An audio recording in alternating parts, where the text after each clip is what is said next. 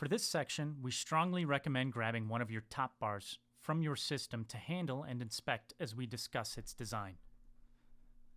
The wooden bars are cut such that the width gives precise bee space for wax comb production. As they are placed together across the top of the cradle, they create the inner chamber where the bees create their home.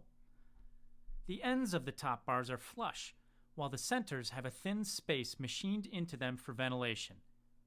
The bees, being masters of HVAC, will fill this space with propolis to control the movement of air around the hive if they feel it is necessary. The ends of the bars and the lip of the Beepod were designed in tandem to create a finger space for you to lift the bars with ease. The bars are machined for easy handling and placement, with the bottom of the ends of the bars having a self-centering curve.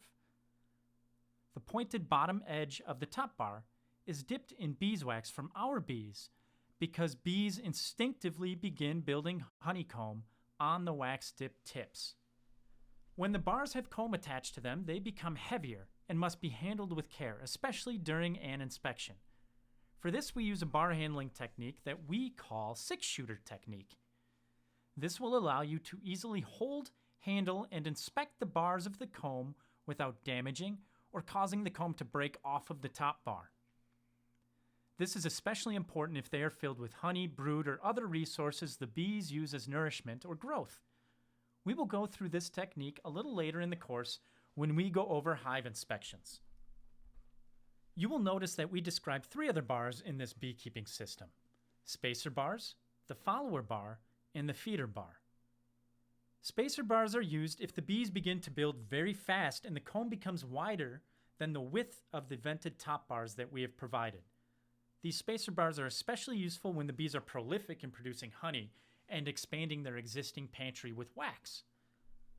The other bars you will notice are the feeder and follower bars.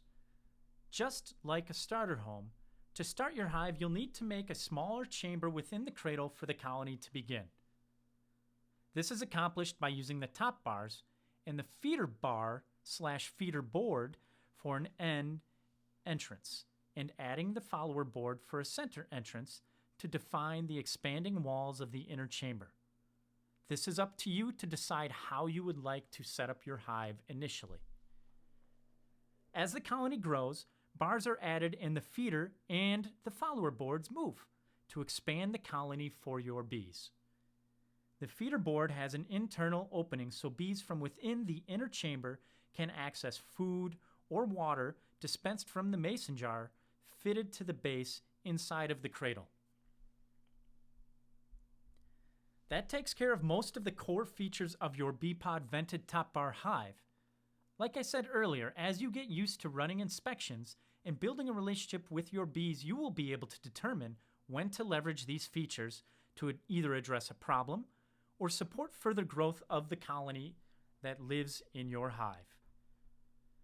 If you haven't already assembled your Beepod, the next section of this lesson will walk you through the assembly of the Beepod cradle and the Beepod lid. If you have had your Beepod delivered to you for an install, or are waiting for it to be delivered, it is still good to review this section in case you have to replace the components a few years down the road.